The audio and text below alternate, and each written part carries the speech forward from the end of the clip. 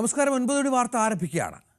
ശബരിമലയിലെ സ്വർണ്ണപ്പാളി മോഷണത്തിൽ വെട്ടിലായി അമ്പേ മറുപടിയില്ലാതെ നിൽക്കുകയാണ് സർക്കാർ. ആഗോള അയ്യപ്പ സംഗമത്തിലെ ആളുകുറയിൽ നാണക്കേടിന് പിന്നാലെ മോഷണം കൂടിയായപ്പോൾ അയ്യപ്പ ഭക്തർ, വിശ്വാസികൾ സർക്കാരിനോട് നൂറുകണക്കിന് ചോദ്യങ്ങൾ ചോദിക്കുകയാണ്.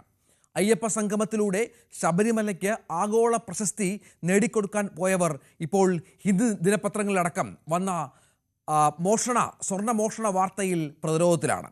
ഇതൊന്നും പോരാഞ്ഞിട്ട് ഇന്ന് സർക്കാരിൻ്റെ മണ്ടക്കിട്ട് കൊട്ടിയിരിക്കുകയാണ് പ്രമുഖ CPM നേതാവ് G. സുധാകരൻ. നമ്പർ 1 കേരളം എന്നാണോ PR ഏജൻസികളുടെ പ്രചരണം? പക്ഷേ അങ്ങനെ അങ്ങ് പറയാൻ വരട്ടെ, വൃത്തികേടുകളിൽ നമ്പർ 1 ആകുമെന്നാണ് സ്വർണ്ണപ്പാളി മോഷണമടക്കം ചൂണ്ടിക്കാട്ടി CPM നേതാവിൻ്റെ വിമർശനം.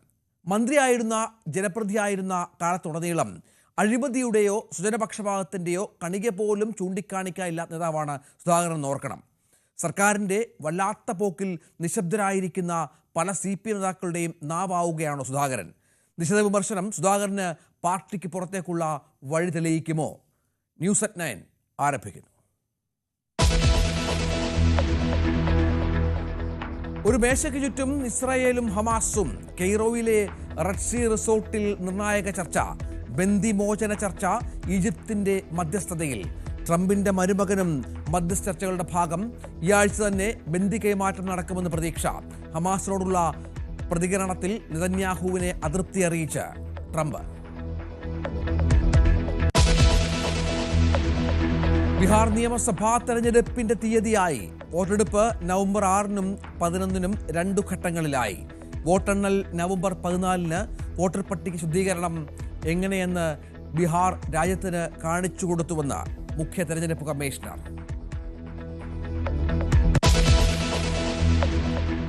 ശബരിമല സ്വർണ്ണപ്പാളി വിവാദത്തിൽ അന്വേഷണത്തിന് പ്രത്യേക സംഘം. ഉദ്യോഗസ്ഥ വീഴ്ചയടക്കം അന്വേഷിക്കണമെന്ന് കോടതി. ദേവസ്വം മന്ത്രിയുടെ രാജി ആവശ്യപ്പെട്ട് സഭയിൽ പ്രതിപക്ഷ പ്രതിഷേധം.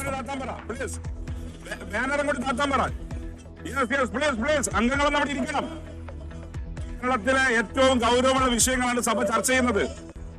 ആ ചോദ്യോത്തര വേള പോലും തടസ്സപ്പെടുന്നത് ശരിയായ രീതിയല്ല. പ്രതിപക്ഷം പുകമറ സൃഷ്ടിക്കുന്നുവെന്ന് സർക്കാർ. സ്വർണ്ണപ്പാളി മോഷണത്തിൽ മേഖലാ ജാഥകൾ നടത്താൻ കോൺഗ്രസ്. നമ്പർ 1 കേരളത്തെ വിമർശിച്ച് CPM-നെ വെട്ടിലാക്കി സുധാകരൻ. നമ്പർ 1 ആണ് എന്ന് പറയുന്നതിൽ സൂക്ഷ്മത വേണമെന്ന് KPCC വേദിയിൽ CPM നേതാവ്.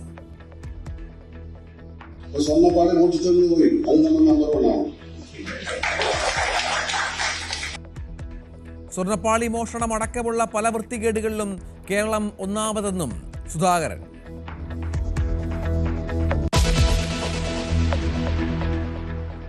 ആരുമറിയാതെ Bengaluru KSRTC bus flag off ചെയ്ത രാഹുൽ മാങ്കൂട്ടത്തിനെതിരെ പ്രതിഷേധം. കനപ്പിച്ച ഇടതു സംഘടനകൾ.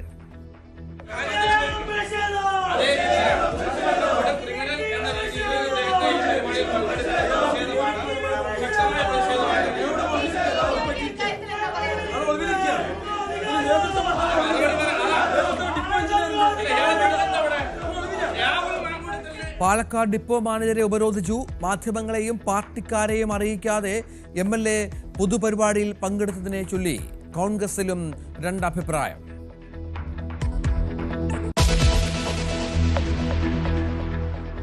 കാത്തിരുന്ന ഭാഗ്യവാൻ തുറവൂരുകാരൻ. 25 കോടിയുടെ ഓണം ബമ്പർ അടിച്ചത് പെയിന്റിംഗ് കടയിലെ തൊഴിലാളി ശരത് S. നായർക്ക്. ടിക്കറ്റ് ബാങ്കിൽ ഹാജരാക്കി. തുക എന്ത് ചെയ്യണമെന്ന് കുടുംബവുമായി ആലോചിച്ച് തീരുമാനിക്കുമെന്ന് ശരത്.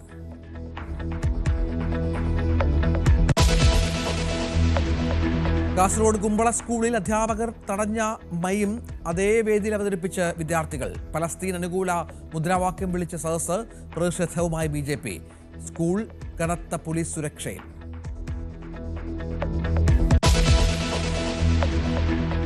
ചുമരുന്നുകളുടെ ഉപയോഗവുമായി ബന്ധപ്പെട്ട് പ്രത്യേക മാർഗരേഖ പുറത്തിറക്കാൻ കേരളം 3-അംഗ വിദഗ്ധ സമിതി രൂപീകരിച്ചു. ഡോക്ടറുടെ കുറിപ്പടിയില്ലാതെ 12 വയസ്സിൽ താഴെയുള്ള കുട്ടികൾക്ക് മരുന്ന് നൽകരുത്. കോൾഡ്രിഫ് ചുമരുന്നിനെതിരെ നടപടിയുമായി കൂടുതൽ സംസ്ഥാനങ്ങൾ. കാഞ്ചീപുരത്തെ ശ്രീസാൻ ഫാർമസ്യൂട്ടിക്കൽസിന്റെ ലൈസൻസ് റദ്ദാക്കി. പാലക്കാട് 9 വയസ്സുകാരിയുടെ കൈമുറിച്ചു മാറ്റിയ സംഭവത്തിൽ 2 ഡോക്ടർമാർക്ക് സസ്പെൻഷൻ. ചികിത്സാ പിഴവ് വരുത്തിയ ഡോക്ടർമാരെ പിരിച്ചുവിടണമെന്ന് കുടുംബം. കുഞ്ഞിന് നീതി ഉറപ്പാക്കാൻ നിയമപോരാട്ടം തുടരും. പൊതുജനവികാരം മറികടക്കാൻ സർക്കാർ ബലിയാടുകളെ കണ്ടെത്തുന്നുവെന്ന് KGMOA.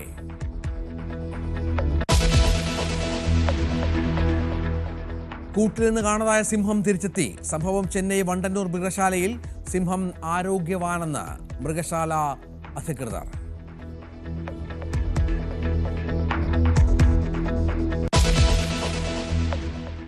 അവസാനവട്ട ചർച്ചകൾ ഗസയിൽ.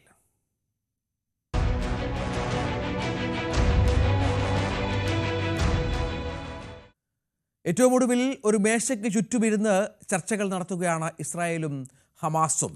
കെയ്റോവിലെ റെഡ് സീ റിസോർട്ടിലാണ് നിർണായകമായ ഈ ചർച്ചകൾ പുരോഗമിക്കുന്നത്. ബന്ദിമോചന ചർച്ച ഈജിപ്തിൻ്റെ മധ്യസ്ഥതയിലാണ് ഇപ്പോൾ പുരോഗമിക്കുന്നത്. ട്രംപിൻ്റെ മരുമകനും ഈ ശ്രമങ്ങളുടെ ചർച്ചകളുടെ ഭാഗമായി മാറുന്നു എന്നാണ് ഏറ്റവും പ്രധാനപ്പെട്ട കാര്യം. ബന്ദി കൈമാറ്റമടക്കം ചർച്ചയിലുണ്ടാകും.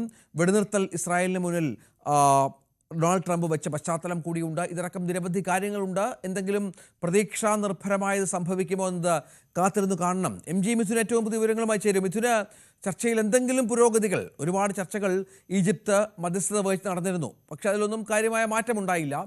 ഗസയിൽ ഇങ്ങനെ ആളുകൾ കൊല്ലപ്പെട്ടുകൊണ്ടേയിരുന്നു. എന്തെങ്കിലും മാറ്റമുണ്ടാകുമോ? രഞ്ജിത്ത്, ഒരു വലിയ ഇടവേളയ്ക്ക് ശേഷമാണ് ഹമാസും ഇസ്രയേലും ഒരു മേശപ്പുറത്ത് അപ്പുറത്തും ഇപ്പുറവുമായി ഇരിക്കുന്ന ഒരു സാഹചര്യത്തിലേക്ക് എത്തുകയും ചെയ്തിരിക്കുന്നത് എന്നുള്ളതാണ് ഇതിൽ ഏറ്റവും പ്രധാനപ്പെട്ടത്. അതുകൊണ്ട് തന്നെ ലോകം വളരെ പ്രതീക്ഷയോടുകൂടിയാണ് ഈ ഒരു ചർച്ചയെ നോക്കിക്കാണുകയും ചെയ്യുന്നത്. സമാധാനം ഗാസയിൽ പുലരുമെന്നുള്ള ശുഭപ്രതീക്ഷയോടുകൂടി തന്നെയാണ് ഈ ചർച്ചയെ നോക്കിക്കാണുകയും ചെയ്യുന്നത്. എന്തായാലും നിലവിൽ ചർച്ച ആരംഭിച്ചിട്ട് കുറച്ച് മണിക്കൂറുകളാകുന്നു. അതിൽ ഇന്ന് പ്രധാനമായും ഈ ബന്ദി കൈമാറ്റം സംബന്ധിച്ചുള്ള കാര്യത്തെക്കുറിച്ചാണ് ഒരു അന്തിമ തീരുമാനത്തിലേക്ക് എത്തുക എന്നുള്ളതാണ് നമുക്ക് അറിയാൻ സാധിക്കുന്നത്. അതുകൊണ്ട് തന്നെ ഈ ആഴ്ച തന്നെ ഈ ബന്ദി കൈമാറ്റം നടത്താനാകുമെന്നുള്ള ശുഭപ്രതീക്ഷയാണ് ഏവരും വെച്ചു പുലർത്തുകയും ചെയ്യുന്നത്. മാർക്കോ റൂബിയോ അടക്കമുള്ള ആളുകൾ ഇത് സംബന്ധിച്ചുള്ള ഒരു പ്രതികരണവും നേരത്തെ നടത്തുകയും ചെയ്തിട്ടുണ്ട്. സ്റ്റീവ് വിറ്റ്കോഫും ഒപ്പം തന്നെ അമേരിക്കൻ പ്രസിഡന്റ് ഡൊണാൾഡ് ട്രംപിന്റെ മരുമകനുമൊക്കെ ഈ ഒരു ചർച്ചയുടെ ഭാഗമായി ഉണ്ട് എന്നുള്ളതാണ്. മറ്റൊന്ന്, ഹമാസിനെ പ്രതിനിധീകരിച്ച ഖലീൽ അൽ-ഹയ്യ, ദോഹയിൽ ഇസ്രായേൽ ലക്ഷ്യം വെച്ചിട്ടുള്ള നേതാവ് കൂടിയാണ് ഖലീൽ അൽ-ഹയ്യ. അദ്ദേഹം ഈ ഒരു ചർച്ചയുടെ ഭാഗമായി ഹമാസിന്റെ പ്രതിനിധിയായി രംഗത്തുണ്ട്. ഒപ്പം തന്നെ റോഡ് അഡ്മോർ അടക്കമുള്ള പ്രധാനപ്പെട്ട നെഗോഷിയേറ്ററൊക്കെ ഈ ഒരു ചർച്ചയുടെ ഭാഗമായി ഇരുമേശയ്ക്ക് പുറത്തും അപ്പുറത്തും ഇപ്പുറമൊക്കെയായി ഇരിക്കുകയും ചെയ്യുന്നു. അതുകൊണ്ട് തന്നെ വലിയൊരു സമാധാന ഉടമ്പടിയിലേക്ക് കാര്യങ്ങൾ പോകുമോ എന്നൊക്കെ നമുക്കിനി കണ്ടറിയേണ്ടിയിരിക്കുന്നു. എന്തായാലും നിലവിൽ ഇന്നത്തെ ഒരു അജണ്ട എന്ന് പറയുന്നത് ഈ ബന്ദി കൈമാറ്റം തന്നെയാണ്. അത് എപ്പോൾ നടക്കണം, അല്ലെങ്കിൽ എപ്പോൾ എവിടെ വെച്ച് നടക്കണം എന്നടക്കമുള്ള കാര്യത്തിൽ ഒരു അന്തിമ തീരുമാനത്തിലേക്ക് ഇരു പ്രതിനിധികളും എത്തിച്ചേരുമെന്നാണ് നമ്മൾ മനസ്സിലാക്കുന്നത്. മറ്റൊന്ന്, രണ്ടാം ഘട്ട ചർച്ചയാണ്. അതിലാണ് ഈ ഹമാസിൻ്റെ നിരായുധീകരണം അടക്കമുള്ള കാര്യങ്ങൾ വരിക. അതിൽ പ്രത്യേകിച്ച് ഈ ട്രംപ് മുന്നോട്ട് വെച്ചിട്ടുള്ള 20 ദിന വ്യവസ്ഥകൾ, ആ ഒരു പദ്ധതിയിൽ ഉൾപ്പെടുത്തിയിരിക്കുന്ന വ്യവസ്ഥകളിൽ പലതിലും ഹമാസ് വിയോജിപ്പ് രേഖപ്പെടുത്തുകയും ചെയ്തിട്ടുണ്ട്. ആ വിയോജിപ്പിൽ ഒക്കെ തന്നെ എന്ത് നിലപാടായിരിക്കും അമേരിക്കൻ പ്രസിഡന്റ് സ്വീകരിക്കുക എന്നുള്ളതാണ്. ഹമാസ് മുന്നോട്ട് വെക്കുന്ന ആവശ്യങ്ങൾ അംഗീകരിക്കുമോ, അതോ നേരത്തെ മുൻകൂട്ടി നിശ്ചയിച്ച പ്രകാരം തന്നെ ആ വ്യവസ്ഥകളുമായി ഈ ഒരു കരാറുമായി മുന്നോട്ട് പോകുമോ എന്നൊക്കെ നമുക്ക് കണ്ടറിയേണ്ടിയിരിക്കുന്നു. എന്തായാലും അടുത്തിടെ ബെഞ്ചമിൻ നെതന്യാഹുവിനെ അസഭ്യം വിളിച്ചു പറഞ്ഞു എന്നടക്കമുള്ള ഡൊണാൾഡ് ട്രംപിന്റെ ഭാഗത്തുനിന്ന് ചില സ്വകാര്യ ഫോൺ സംഭാഷണത്തിൽ ഇത്തരത്തിലുള്ള അസഭ്യ സംഭാഷണങ്ങളൊക്കെ നടന്നു എന്നുള്ള ചില റിപ്പോർട്ടുകൾ കൂടി അന്താരാഷ്ട്ര മാധ്യമങ്ങൾ നൽകുന്നുണ്ട്. അതായത് ഇപ്പോൾ ഹമാസ് ഇതിനെ അംഗീകരിച്ചിരിക്കുന്നു എന്ന് പറയുന്നത് വലിയ രീതിയിൽ ആഘോഷമാക്കേണ്ടതില്ല, അത്തരത്തിലുള്ളൊരു പ്രതികരണമല്ല, ഇത്തരത്തിൽ ബന്ദി കൈമാറ്റമൊന്നും നടക്കാൻ പോകുന്നില്ല എന്ന രീതിയിലുള്ള ചില പരാമർശമായിരുന്നു ബെഞ്ചമിൻ നെതന്യാഹുവിന്റെ ഭാഗത്തുനിന്നും ഉണ്ടായത്. അത് അമേരിക്കൻ പ്രസിഡന്റിനെ ചൊടിപ്പിക്കുകയും വളരെ രൂക്ഷമായ ഭാഷയിൽ തിരിച്ചു മറുപടി നൽകിയതായിട്ടുള്ള വിവരങ്ങൾ കൂടി ഈ ഒരു ഘട്ടത്തിൽ പുറത്തു വരികയും ചെയ്യുന്നുണ്ട്. അതൊക്കെ എങ്ങനെ ഈ ഒരു ചർച്ചയെ ബാധിക്കും? ഒപ്പം തന്നെ ഇപ്പോൾ ഈ ചർച്ച പുരോഗമിക്കുന്നതിനിടയിലും കൂടി വലിയ രീതിയിലുള്ള രക്തച്ചൊരിച്ചിൽ ഇസ്രായേൽ സേനയുടെ ഭാഗത്ത് നിന്ന് ഗാസയിൽ നടക്കുന്നുണ്ട്. കഴിഞ്ഞ 24 മണിക്കൂറിനിടെ 19ഓളം പേർ കൊല്ലപ്പെടുന്ന സ്ഥിതിവിശേഷം. മറ്റൊന്ന്, നാളെയാണ് ഈ ഹമാസ് ഇസ്രായേൽ കടന്നു ചെന്ന വലിയ ആക്രമണം നടന്ന നാളെയാണ് ആ ദിവസം. ഹമാസ് ഇസ്രായേലിനെ അപ്രതീക്ഷിതമായി ആക്രമിച്ച ദിവസം നാളെയാണ് എന്നത് ഏറ്റവും പ്രധാനപ്പെട്ട ഒന്നാണ്. അവിടെയാണ് ഈ നാളത്തെ 2ാം വാർഷിക ദിനത്തിൽ അത്തരത്തിലൊരു സമാധാന കരാർ ഉണ്ടാകുമോ എന്ന ചോദ്യത്തിന് പ്രസക്തിയേറുന്നത്, അതിന് ഇസ്രായേൽ തയ്യാറാകുമോ എന്ന കാര്യത്തിലും പ്രസക്തിയേറുന്നത്. മിഥുൻ. തന്നെയാണ് ഉറ്റുനോക്കുകയും ചെയ്യുന്നത്. പ്രത്യേകിച്ച് നമുക്കറിയാം, രണ്ടാം വാർഷികമായതോടുകൂടി തന്നെ ഏതെങ്കിലും തരത്തിലുള്ള ആക്രമണം ഇസ്രായേലിന്റെ ഭാഗത്തുനിന്ന് ഉണ്ടാകുമോ? ഇപ്പോൾ നടക്കുന്ന പോലെ തന്നെ ഇവിടെ നിന്ന് ഘട്ടം ഘട്ടമായി ഇസ്രായേൽ സേന പിന്മാറുമെന്നുള്ള ഒരു കാര്യമാണ് ട്രംപ് പറഞ്ഞെങ്കിൽ പോലും തന്നെ ട്രംപ് പറഞ്ഞ മണിക്കൂറുകൾക്കകം തന്നെ ഇസ്രായേൽ സേനയുടെ ഭാഗത്തുനിന്ന് വലിയ രീതിയിലുള്ള ആക്രമണം നടക്കുന്ന പശ്ചാത്തലമുണ്ട്. നിരവധി പേർ കൊല്ലപ്പെടുകയും ചെയ്യുന്നു. ബോംബിംഗ് ഇപ്പോഴും അവസാനിക്കാത്ത പശ്ചാത്തലമാണ്. അതുകൊണ്ട് തന്നെ രണ്ടാം വാർഷികത്തോടനുബന്ധിച്ച് അത് മുന്നിൽ കണ്ടുകൊണ്ട്, 2 ആണ്ട് മുന്നിൽ കണ്ടുകൊണ്ട് തന്നെ ഏതെങ്കിലും തരത്തിൽ വലിയ ആക്രമണം ഇസ്രായേലിന്റെ ഭാഗത്തുനിന്ന് ഉണ്ടാകുമോ എന്നുള്ള രീതിയിലുള്ള കണക്കുകൂട്ടൽ മറ്റു രാജ്യങ്ങൾ വെച്ചു പുലർത്തുകയും ചെയ്യുന്ന അതേതെങ്കിലും തരത്തിൽ ഈ സമാധാന ചർച്ചയെ ബാധിക്കുമോ എന്നൊക്കെയാണ് ഇവരും ഉറ്റുനോക്കുകയും ചെയ്യുന്നത്. എന്തായാലും നിലവിലെ സാഹചര്യത്തിൽ ഇനിയൊരു കടുത്ത ആക്രമണത്തിലേക്ക് ഇസ്രായേൽ സേന കടന്നേക്കില്ല എന്നുള്ള സൂചനകൾ തന്നെയാണ് പുറത്തു വരികയും ചെയ്യുന്നത്. മറ്റൊന്ന്, ഈ ആഴ്ച തന്നെ ബന്ദി കൈമാറ്റം നടത്താം. ഒപ്പം തന്നെ വരും ദിവസങ്ങളിൽ മറ്റ് ചർച്ചകൾ നടത്തി വ്യവസ്ഥയിൽ മുന്നോട്ട് വെച്ചിട്ടുള്ള കാര്യങ്ങൾ സംബന്ധിച്ച് ഒരു കൃത്യമായ ധാരണയിലേക്ക് എത്താൻ സാധിക്കുമെന്നുള്ളതാണ്. മറ്റൊന്ന്, ഈ ഗാസയിലെ പുതിയ ഭരണ നേതൃത്വം, അതിലാണ് ചില രീതിയിലുള്ള ഹമാസ് ചില വിയോജിപ്പുകൾ രേഖപ്പെടുത്തുകയും അതിലൊരു അതൃപ്തി രേഖപ്പെടുത്തുകയും ചെയ്തിട്ടുള്ളത്. അക്കാര്യത്തിലൊക്കെയുള്ള ചർച്ച അടുത്ത ഘട്ടത്തിലായും നടക്കാൻ പോവുക എന്നുള്ളതാണ്. അതിലാണ് നമ്മൾ ചേർത്ത് വായിക്കപ്പെടേണ്ടത്. ഈ അമേരിക്കൻ പ്രസിഡന്റിന്റെ മരുമകൻ ഈ ഒരു ചർച്ചയുടെ ഭാഗമാകുന്നത് ഈ ഒരു കാര്യം മുന്നിൽ കണ്ടുകൊണ്ട് തന്നെയാണ്. പ്രത്യേകിച്ച് നേരത്തെ ഈ ഗാസയെ ഒരു വിനോദസഞ്ചാര മേഖലയാക്കി മാറ്റുക എന്നടക്കമുള്ള ചില സുപ്രധാന വിവരങ്ങൾ പുറത്തു വരുന്നുണ്ടായിരുന്നു. അത്തരത്തിലുള്ള തയ്യാറെടുപ്പുകൾ അമേരിക്കൻ പ്രസിഡന്റിന്റെ ഭാഗത്തു നിന്നൊക്കെ ഉണ്ടാകുമെന്നുള്ള ചില സൂചനകളൊക്കെ ഉണ്ടായിരുന്നു. അതൊക്കെ മുന്നിൽ കണ്ടുകൊണ്ടാകാം സ്വാഭാവികമായും ഇത്തരത്തിൽ മരുമകനെ തന്നെ ഈ ഒരു ചർച്ചയുടെ ഭാഗമാക്കി സ്റ്റീവ് വിറ്റ്കോഫിനൊപ്പം ഈ ഹമാസ് പ്രതിനിധികളുടെ ഈ ചർച്ചയുടെ ഭാഗമാക്കിയതെന്നുള്ള ചില വിലയിരുത്തലൊക്കെ വിദഗ്ധർ നൽകുകയും ചെയ്തിട്ടുണ്ട്. എന്തായാലും ഇനിയുള്ള മണിക്കൂറുകൾ വളരെ നിർണായകമാണ്. ഇന്നത്തെ ചർച്ചയിൽ ഉരുത്തിരിയുന്ന കാര്യങ്ങൾ അത് നടപ്പിലാക്കുന്നതിന് വേണ്ടിയുള്ള ശ്രമങ്ങൾ അമേരിക്കൻ പ്രസിഡന്റിന്റെ ഭാഗത്തുനിന്നും ഉണ്ടാകും. അതൊക്കെയാണ് ഇനി കണ്ടറിയേണ്ടിയിരിക്കുന്നത്. എങ്ങനെയാണ്, എവിടെ വെച്ചാണ് ഈ ഒരു പങ്കുവെക്കുന്നത്. ഏതായാലും ചർച്ചകൾ പുരോഗമിക്കുന്നു. ഒരു അവസാനവട്ട ശ്രമമാണ് സമാധാനവുമായി ചേർത്ത് വെക്കുമ്പോൾ. പക്ഷേ എത്രത്തോളം വിജയകരമാകുമെന്നത് കാത്തിരുന്നു കാണണം. മറ്റൊന്ന്, ബീഹാറിൽ തെരഞ്ഞെടുപ്പ് തീയതിയായി.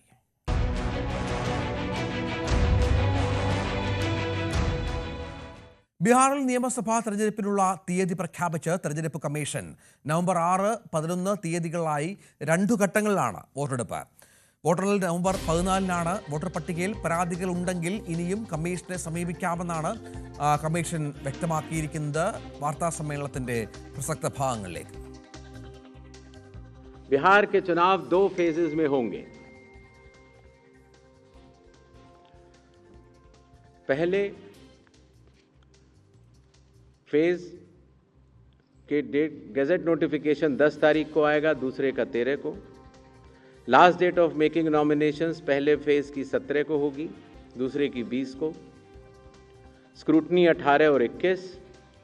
विड्रॉल की आखिरी तारीख 20 अक्टूबर और 23 अक्टूबर। और डेट ऑफ पोल 6 नवंबर थर्सडे और दूसरा 11 नवंबर ट्यूसडे। काउंटिंग 14 नवंबर को होगी और पूरी चुनावी प्रक्रिया 16 नवंबर तक समाप्त कर ली जाएगी. ബാബു വിവരങ്ങളുമായി ചേരുകയാണ്. കിരണ്, നിർണായകമായ തെരഞ്ഞെടുപ്പാണ്. രാജ്യം ഉറ്റുനോക്കുന്ന ഒന്നാണ്. BJPക്കും ഒപ്പം ലാലു പ്രസാദ് യാദവും NDAയും കോൺഗ്രസും ഒക്കെ വളരെ പ്രധാനപ്പെട്ട തെരഞ്ഞെടുപ്പായി കാണുന്ന ഒന്നാണ്. ശക്തമായ മത്സരമാണ്. എന്താണ് അവസാനപ്പെട്ട പ്രതീക്ഷകൾ ഈ മുന്നണികളുടെ?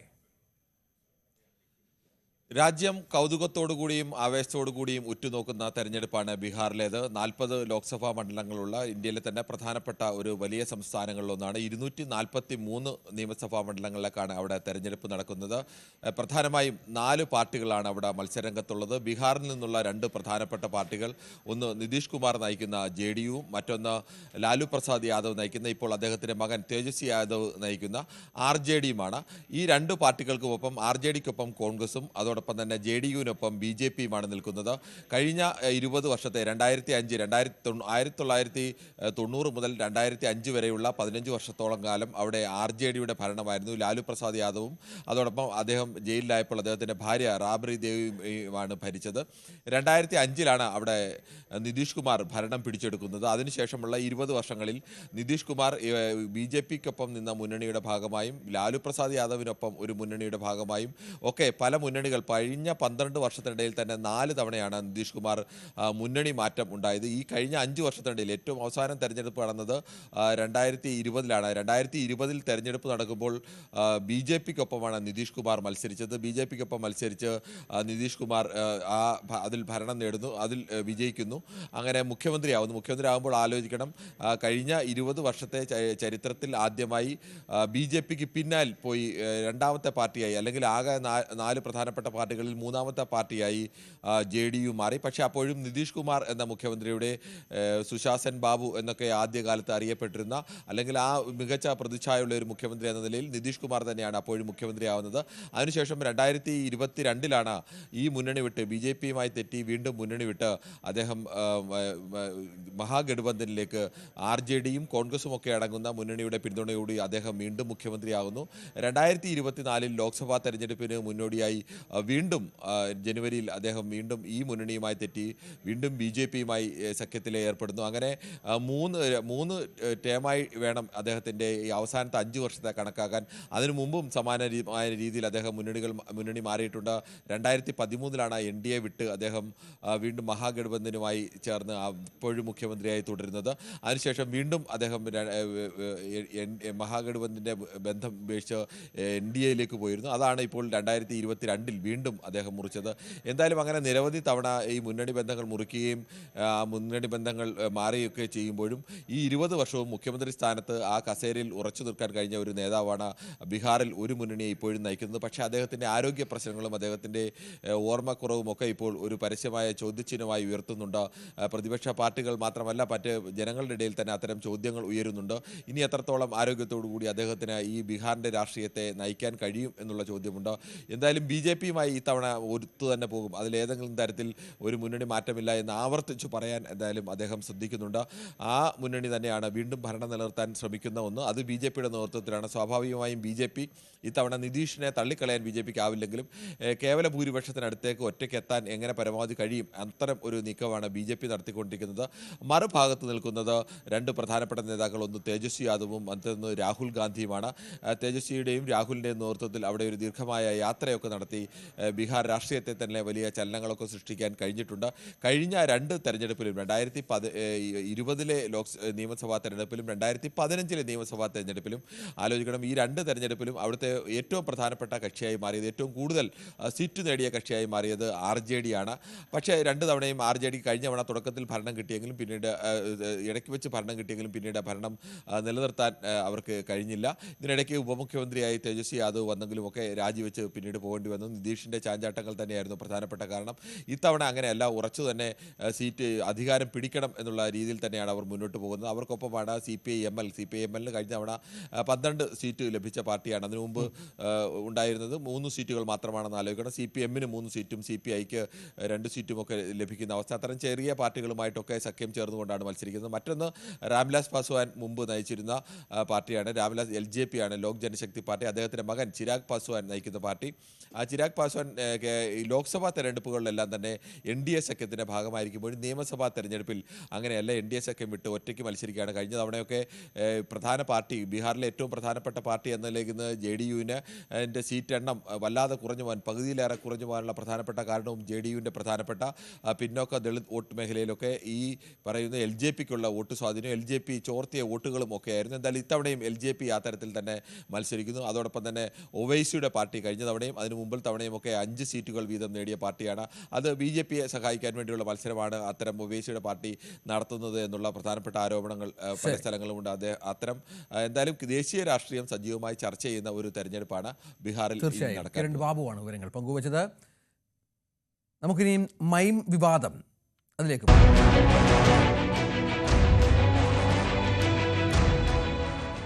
അധ്യാപകൻ കർട്ടനിട്ടതിനെ തുടർന്ന് മുടങ്ങിയ മൈം അതേ വേദിയിൽ അവതരിപ്പിച്ച് കാസർഗോഡ് കുമ്പള സ്കൂളിലെ +1 വിദ്യാർത്ഥികൾ.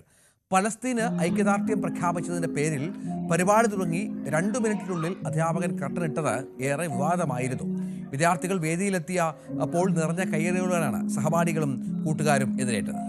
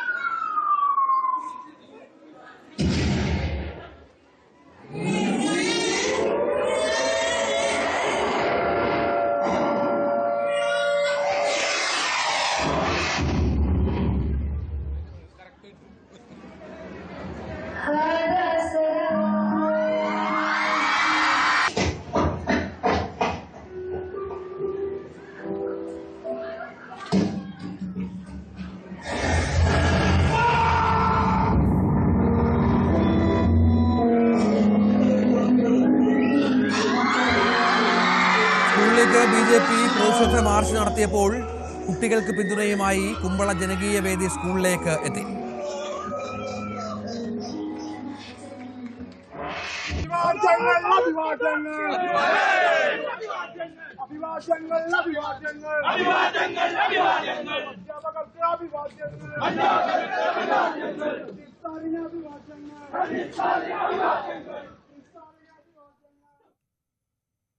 KV ബൈജു ഏറ്റവും പുതിയ വിവരങ്ങൾ പങ്കുവെക്കുകയാണ്. ബൈജു, ഇതിപ്പോൾ മൈമ, അതിൻ്റെ വിവാദം, അതിൽ പല തലങ്ങളുണ്ട്. ഒന്ന്, ഈ പോസ്റ്ററടക്കം, പലസ്തീൻ അനുകൂല പോസ്റ്ററടക്കം ഈ വിഷയവുമായി ബന്ധപ്പെട്ട് മുന്നോട്ട് വച്ചിരുന്നു എന്നുള്ള വാദം ഉയരുന്നുണ്ട്. അതിനുശേഷം ഇന്ന് നടത്തിയ പരിപാടിയിൽ ആ പോസ്റ്റർ ഉണ്ടായിരുന്നില്ല എന്ന് പറയുന്നുണ്ട്. അതിനെ തുടർന്നാണ് ചില നിയമങ്ങൾ ഇത്തരം കാര്യങ്ങളുമായി ബന്ധപ്പെട്ട് ലംഘിച്ചു എന്ന് പറയുന്നുണ്ട്. എന്താണ് യാഥാർത്ഥ്യം? എന്താണ് സംഭവിച്ചത്? പാതി വഴിയിൽ നിർത്തിവെക്കേണ്ടി വന്ന മൈം ഷോ ആണ് ഇന്ന് കുമ്പള ഗവൺമെൻറ് ഹയർ സെക്കൻഡറി സ്കൂളിൽ വീണ്ടും അരങ്ങേറിയത്. നിറഞ്ഞ കയ്യോടുകൂടിയാണ് വിദ്യാർത്ഥികളും അതുപോലെ തന്നെ സ്കൂളിലെ അധ്യാപകരും ഈ മൈം ഷോയെ വരവേറ്റത്. എന്തായാലും വെള്ളിയാഴ്ചയാണ് ഇത്തരത്തിൽ 2 അധ്യാപകന്മാർ 2.5 മിനിറ്റ് പിന്നിട്ടപ്പോൾ ഈ മൈം ഷോ തടയുന്ന ഒരു സാഹചര്യമുണ്ടായത്. പിന്നീട് വലിയ തോതിൽ ഇത് ചർച്ചാ വിഷയമായി. മന്ത്രി തന്നെ ഇടപെടുന്ന സാഹചര്യമുണ്ടായി. മന്ത്രി വി ശിവൻകുട്ടിയുടെ നിർദ്ദേശപ്രകാരമാണ് വീണ്ടും ഇവർക്ക് ഇത്തരത്തിൽ മൈം ഷോ അവതരിപ്പിക്കാൻ വേദി ഒരുങ്ങിയത്. എന്തായാലും വളരെ സന്തോഷമുണ്ടെന്നാണ് വിദ്യാർത്ഥികൾ പ്രതികരിച്ചത്. ഈ മൈം ഷോ അവതരിപ്പിച്ചത് +1-ലെ 6 വിദ്യാർത്ഥികൾ ചേർന്നാണ് ഇത്തരത്തിൽ മൈം ഷോ വീണ്ടും അവതരിപ്പിച്ചത്. ഇന്ന് 5 മിനിറ്റ് മാത്രം ദൈർഘ്യമുള്ള മൈം ഷോ ആണ് അവതരിപ്പിച്ചത്. അതായത് കലോത്സവ മാനുവൽ പ്രകാരമുള്ള അതേ രീതിയിൽ തന്നെ കൃത്യമായ മാനുവൽ പ്രകാരം തന്നെയാണ് ഈ മൈം ഷോ അവതരിപ്പിച്ചതെന്ന് തന്നെയാണ് വിദ്യാർത്ഥികളും അവകാശപ്പെട്ടത്. എന്തായാലും വിദ്യാർത്ഥികളെ സംബന്ധിച്ചിടത്തോളം അതേ വേദിയിൽ തന്നെ മുടങ്ങിപ്പോയ ആ മൈം ഷോ അവതരിപ്പിക്കാൻ കഴിഞ്ഞതിൻ്റെ സന്തോഷവും അവർ പങ്കിട്ടു. നമ്മൾ ഫസ്റ്റ് 10 മിനിറ്റ് ആണ് എല്ലാം ഒക്കെ പഠിച്ചിട്ടുണ്ടായിരുന്നത്. ഇപ്പോ അത് 5 മിനിറ്റിലേക്ക് റൂള് ഭാഗമായതുകൊണ്ട് നമ്മൾ അതേ റൂളില് കളിച്ചു. സന്തോഷമുണ്ട്. എല്ലാം ഇപ്പൊ കലോത്സവ മാനുവൽ അനുസരിച്ചാണ് നിങ്ങൾ ഇത് അവതരിപ്പിച്ചിരിക്കുന്നത്. അതിന്റെ റൂളിൽ തന്നെയാണ് നമ്മൾ ഇതിപ്പോ അവതരിപ്പിച്ചത്. പക്ഷേ പ്രമേയത്തിൽ മാറ്റം വരുത്തിയിട്ടില്ല. ഇല്ല. ഞങ്ങൾ ഫസ്റ്റ് 10 പേരുണ്ടായിരുന്നു. അവർ പറഞ്ഞു 6 പേരുണ്ട് കളിച്ചത്. അപ്പോൾ എല്ലാം സംവിധാനം കളിച്ചു.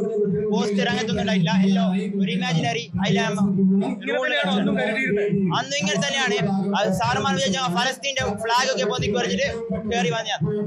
ഒരു ഭാഗത്ത് മൈം ഷോ പുരോഗമിക്കുമ്പോൾ മറുഭാഗത്ത് വലിയ പ്രതിഷേധവും അരങ്ങേറുന്ന കാഴ്ച കുമ്പളയിൽ കണ്ടു. BJP ആണ് വലിയ പ്രതിഷേധവുമായി ഇവിടെ എത്തിയത്. പ്രധാനമായും ഇവർ പറഞ്ഞത് പലസ്തീനെ അനുകൂലിച്ചുകൊണ്ട് ഇത്തരത്തിൽ മൈം ഷോ അവതരിപ്പിക്കുന്നത് അത് തെറ്റായ പ്രവണതയാണ്. സ്കൂളുകളിൽ ഇത്തരം കാര്യങ്ങൾ അനുവദിക്കാൻ പാടില്ല എന്നാണ് BJP നേതാക്കൾ പറഞ്ഞത്. അത്തരത്തിൽ വലിയ തോതിലുള്ള പ്രവർത്തകരും പ്രതിഷേധ പ്രകടനത്തിൽ അണിനിരക്കുന്ന സാഹചര്യമുണ്ടായിരുന്നു. അതായത് ഈ സ്കൂളിലെ അധ്യാപകർക്കെതിരെയും PTA കമ്മിറ്റിക്കെതിരെയും കേസെടുക്കണമെന്നാണ് ഈ വിഷയത്തിൽ BJPയുടെ പ്രതികരണമുണ്ടായത്.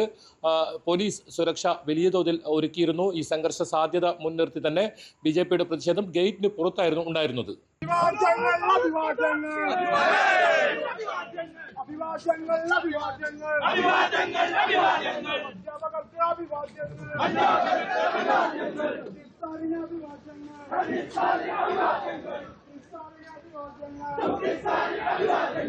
വിദ്യാർത്ഥികളെ അനുകൂലിച്ച് ജനകീയ വേദിയും ഇത്തരത്തിൽ പ്രകടനം നടത്തുന്ന സാഹചര്യമുണ്ടായിരുന്നു.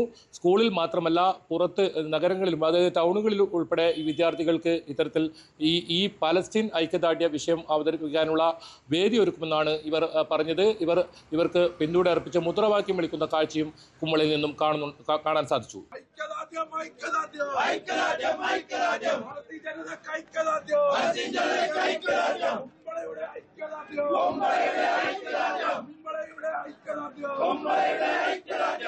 എന്തായാലും ന്യൂസ് 18 ചർച്ചയിലാണ് മന്ത്രി വി ശിവൻകുട്ടി ഇക്കാര്യത്തിൽ വീണ്ടും ഈ വിദ്യാർത്ഥികൾക്ക് മൈം ഷോ അവതരിപ്പിക്കാൻ അവസരമൊരുക്കുമെന്ന് ഉറപ്പ് നൽകിയത്. അത് കൃത്യമായി പാലിച്ചു. ഉച്ചയ്ക്ക് 12 മണിയോടുകൂടിയാണ് വിദ്യാർത്ഥികളുടെ മൈം ഷോ ഉണ്ടായിരുന്നത്. എന്നാലും ഈ വലിയ സദസ്സ് കൈയടിക്കുന്ന സാഹചര്യമുണ്ടായിരുന്നു.